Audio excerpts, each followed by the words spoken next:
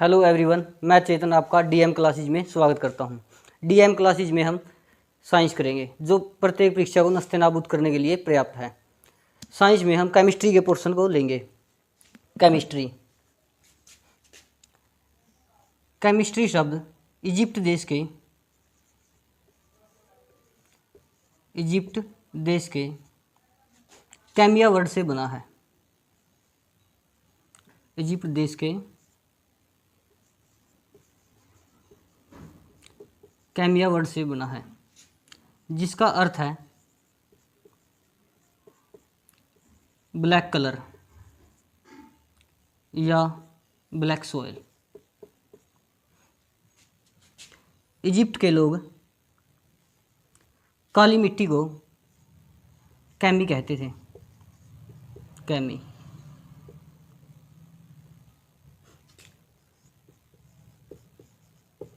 Father of chemistry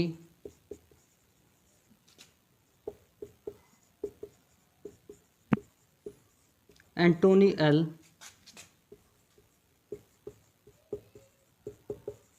Lavoisier को कहा जाता है। इजिप्ट के लोग काली मिट्टी को केमी कहते थे और केमिस्ट्री का जनक एंटोनी एल लेवोजियर को कहा जाता है। एंटोनी एल लेवोजियर, इसने law of conservation of mass का नियम दिया। Law of conservation of mass का नियम दिया। केमिस्ट्री के अध्ययन को हम कैमेटेकिंग कहते हैं। प्रारंभ में स्टडी ऑफ केमिस्ट्री कैमेटेकिंग कहलाता था। केमिस्ट्री में हम स्टडी नॉन लिविंग थिंग्स की करेंगे। नॉन लिविंग थिंग्स यानी उन वस्तुओं की स्टडी करेंगे जो कभी सांस नहीं लेते हैं।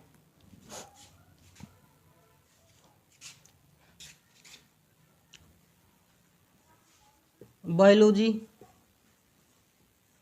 में हम लिविंग थिंग्स की स्टडी करते हैं। लिविंग थिंग्स की स्टडी करते हैं। लिविंग थिंग्स जो सजीव हैं,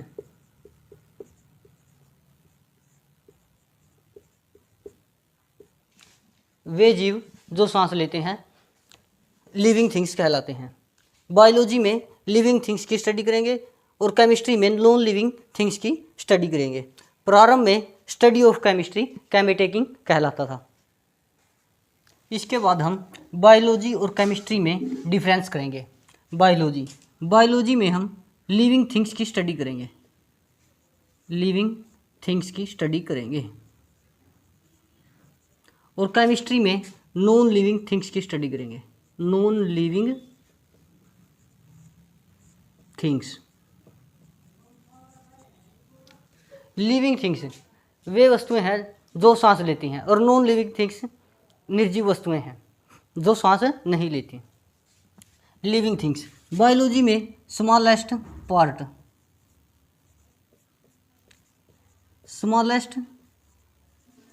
पार्ट सेल है और केमिस्ट्री में स्मॉलेस्ट पार्ट एटम है।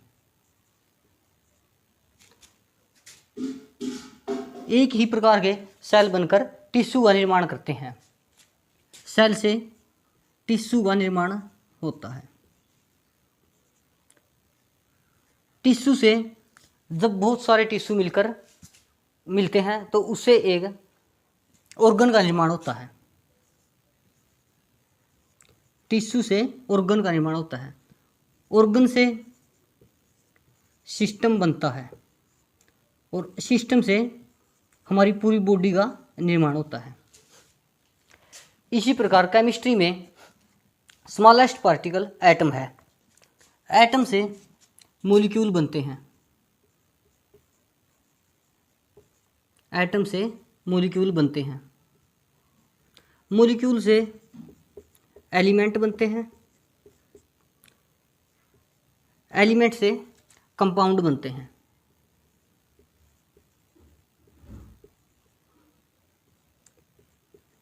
और कंपाउंड से मिलकर मैटर का निर्माण होता है।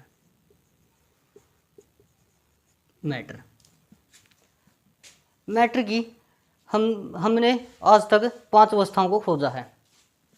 मैटर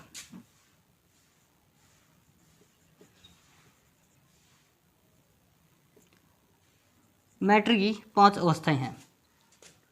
फर्स्ट सॉलिड, जिसे हम ठोस कहते हैं। सेकंड लिक्विड, जिसे हम द्रव कहते हैं। और पदार्थ की तीसरी अवस्था गैस है।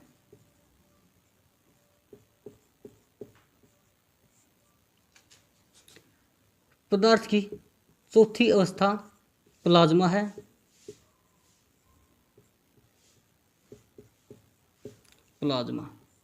और 5वीं अवस्था सत्येंद्रनाथ बोस और आइंस्टीन ने दोनों ने मिलकर पदार्थ की 5वीं अवस्था की खोज की थी, जिसे हम बोस आइंस्टीन कंडेंसेट कहते हैं। बोस आइंस्टीन कंडेंसेट कहते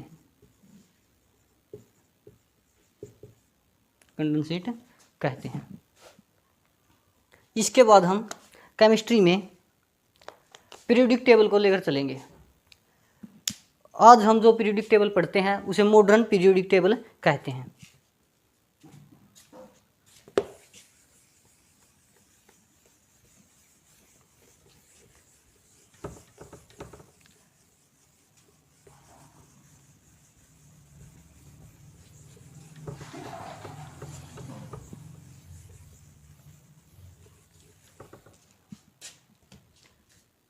पूरी की पूरी मॉडर्न पीरियोडिक टेबल को हम ट्रिक से याद करेंगे। पीरियोडिक टेबल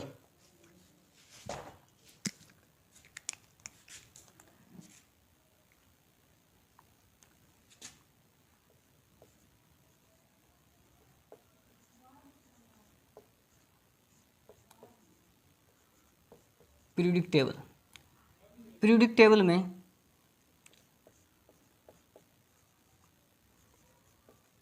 टोटल एलिमेंट 118 हैं। पीरियोडिक टेबल को हम आवर्त सारणी कहते हैं। टोटल एलिमेंट 118 हैं और मेटेलिक एलिमेंट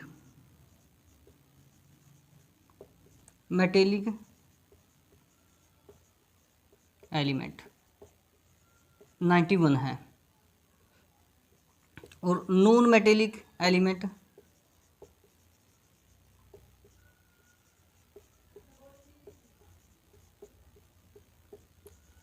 27 है।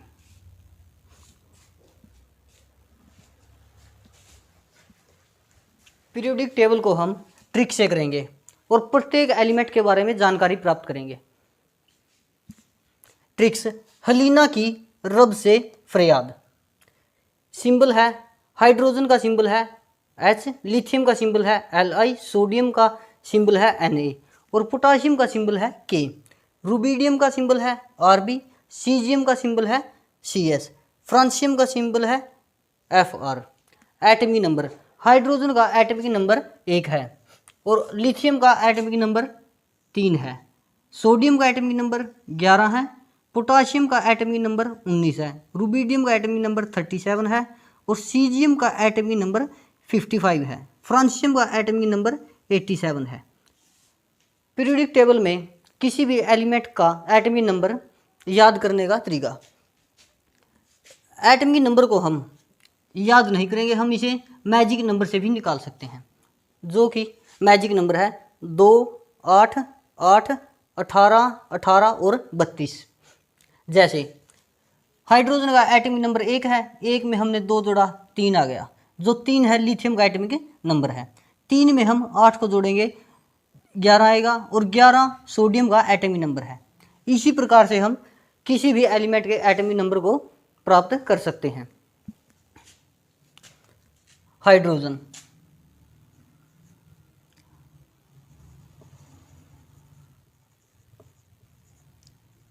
हम हाइड्रोजन को उठाएंगे और इससे बनने वाले सभी क्वेश्चनों को करेंगे। सबसे पहले हाइड्रोजन का एटॉमिक नंबर 1 है। हाइड्रोजन एक रोग्यू एलिमेंट है। रोग्यू एलिमेंट यानी कि अवारा तत्व है। हाइड्रोजन का पीरियोडिक टेबल में स्थान निश्चित नहीं है, इसलिए यह रोग्यू एलिमेंट है। हाइड्रोजन नॉन मेटल है। नॉन मेटल हाइड्रोजन एक नॉन मेटल है यानी कि अधातु है। हाइड्रोजन को हम फ्यूल के रूप में भी प्रयोग करते हैं। यह एक गुड फ्यूल है। हाइड्रोजन सबसे अच्छा ईंधन है और पीरियोडिक टेबल में ऊपर से नीचे की तरफ आते हुए सभी एलिमेंट का साइज बढ़ता है।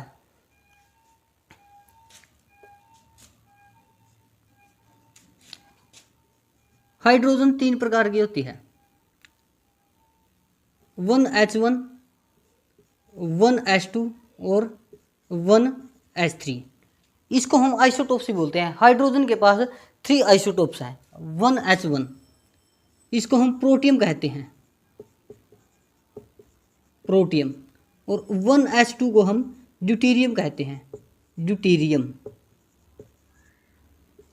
1H3 ट्रिटियम है, 1H3 ट्रिटियम है। ये तीनों के तीनों हाइड्रोजन के आइसोटोप्स हैं, यानी कि 3 आइसोटोप्स, 3 आइसोटोप्स हाइड्रोजन के हैं। आइसोटोप्स उसे कहते हैं समस्थानिक, जिसका एटॉमिक नंबर सेम होता है और एटॉमिक मास डिफरेंट होता है, उसको हम आइसोटोप्स बोलते हैं।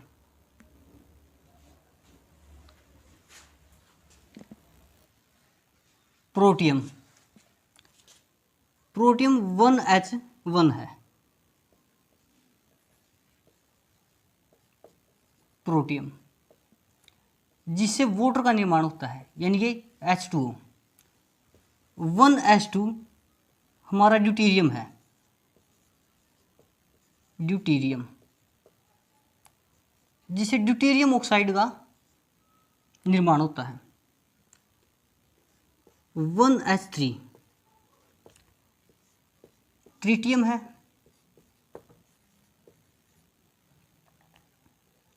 ट्रिटियम एक रेडियो एक्टिव है, radio active. Tritium radio active है क्योंकि इसके पास न्यूट्रॉन ज़्यादा है। यह ज़्यादा अमाउंट में न्यूट्रॉन को रिलीज करता है। लार्ज अमाउंट में न्यूट्रॉन रिलीज करता है। इसलिए यह एक रेडियो एक्टिव है। H2O का atomic mass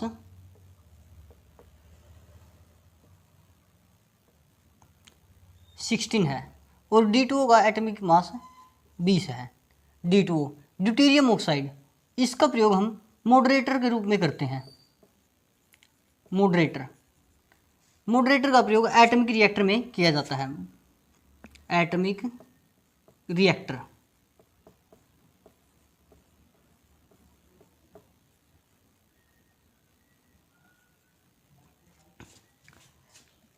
radio active tritium है क्योंकि यह लार्ज अमाउंट में न्यूट्रॉन रिलीज करता है। किसी भी एलिमेंट के इलेक्ट्रॉन, प्रोटॉन और न्यूट्रॉन कैसे निकालते हैं? जैसे X हमें कोई भी एलिमेंट ले लिया है और A इसका एटॉमिक मास है। Z हमारा इलेक्ट्रॉन और प्रोटॉन है। Z इलेक्ट्रॉन और प्रोटॉन है। इलेक्ट्रॉन पर ऑलवेज नेगेटिव चार्ज आता है। इलेक्ट्रॉन पर ऑलवेज नेगेटिव चार्ज आता है और प्रोटॉन पर हमेशा पॉजिटिव चार्ज होता है। ए हमारा एटॉमिक मास होगा और एक्स एलिमेंट है, फॉर एग्जाम्पल,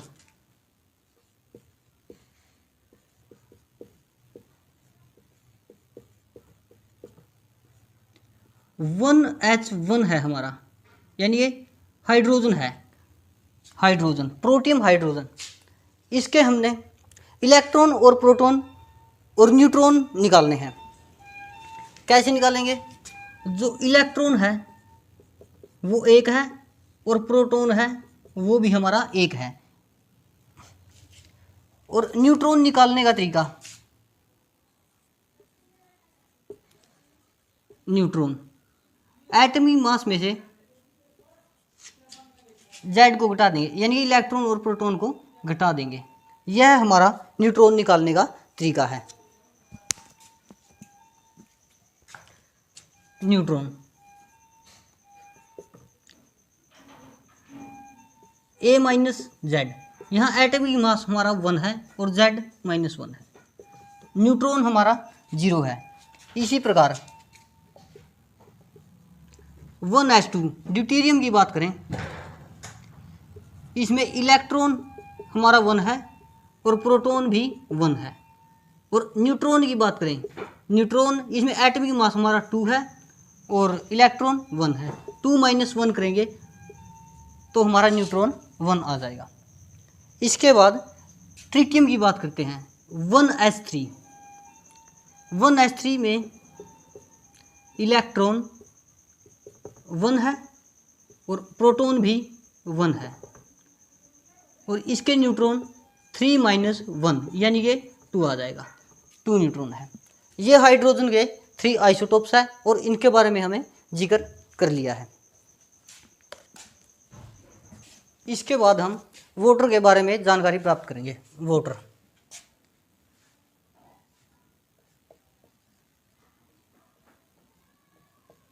H2O। वाटर का फार्मूला H2O है, यानी कि हाइड्रोजन ऑक्साइड। और इसका एटॉमिक मास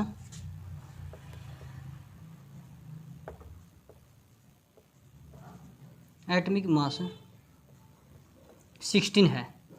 वाटर का एटॉमिक मास 16 है। वाटर कैसे बनता है? H2O प्लस में O2, हाइड्रोजन और ऑक्सीजन, 2H2O, 2H2 प्लस में O2, तो 2H2O का निर्माण होता है, यानी कि वाटर का निर्माण होता है हाइड्रोजन ऑक्साइड का।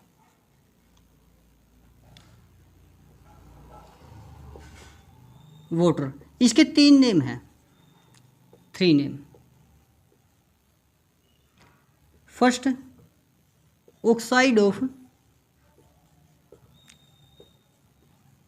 हाइड्रोजन, और सेकंड नेम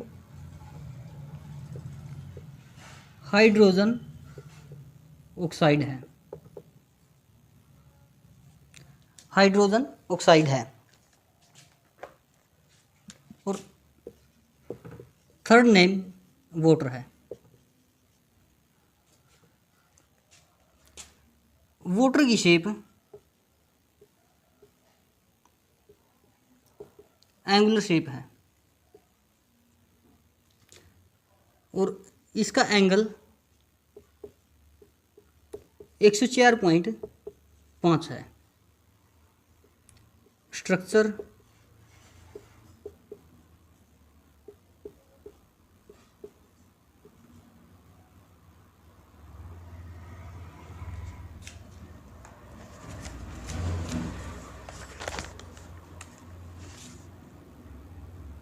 हाइड्रोजन ऑक्साइड यानी कि वाटर, इसका एंगल 104.5 है।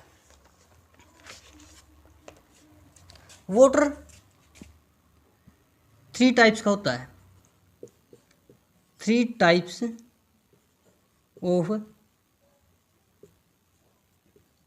वाटर। पहला हैवी वाटर यानी कि भारी जल,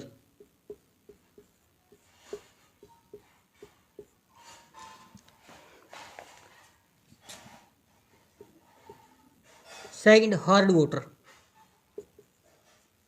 और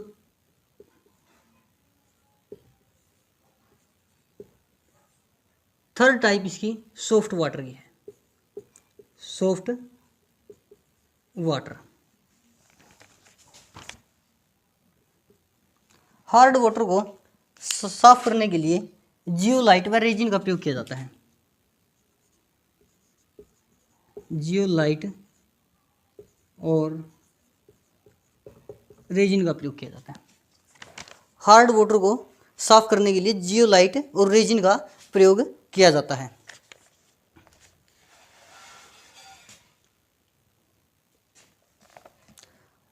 हार्ड वाटर यह साबुन के साथ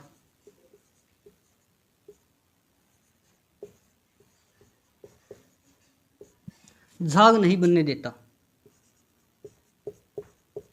झाग नहीं बनने देता। अबाउट लिथियम, सोडियम और पोटासियम। लिथियम, सोडियम और पोटासियम के क्वेश्चन करेंगे। लिथियम, सोडियम और पोटासियम ये तीनों सॉफ्ट मेटल हैं, सॉफ्ट मेटल हैं। इन तीनों को चाकू से काट सकते हैं, कट नाइफ। ये नमी के संपर्क में आकर आग पकड़ लेती हैं, नमी के संपर्क में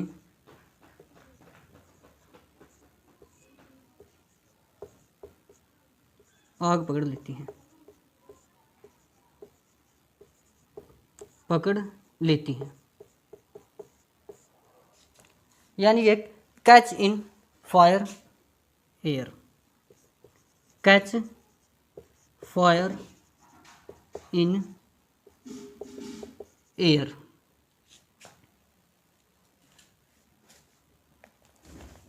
इन तीनों धातुओं को कैरोसिन में डुबोकर रखा जाता है, कैरोसिन में डुबोकर रखा जाता है।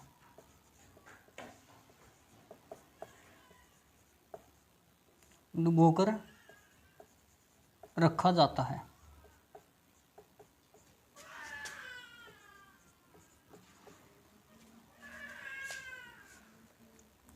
इसके बाद रुबिडियम है, आरबी। रुबिडियम का सिंबल आरबी है। रुबिडियम, रुबिडियम का प्रयोग एटॉमिक वॉच में किया जाता है, use in atomic watch.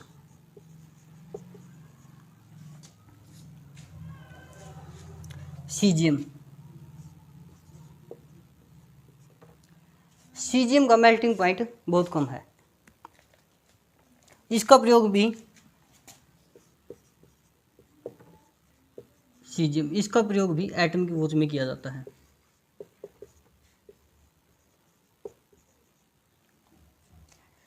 Caesium यह हाथ पर पिघल जाती है, हथेली पर।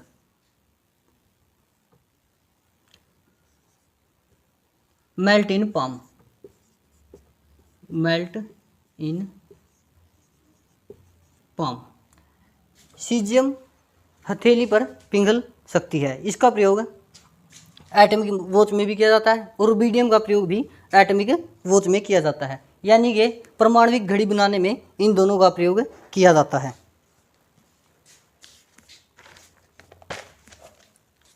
इसके बाद फ्रांसियम आता है।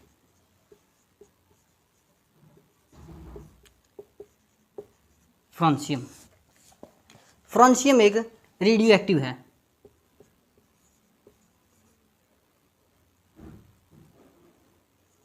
रेडियो एक्टिव है बिकॉज क्योंकि यह रेडिएशन छोड़ता है, रेडिएशन छोड़ता है।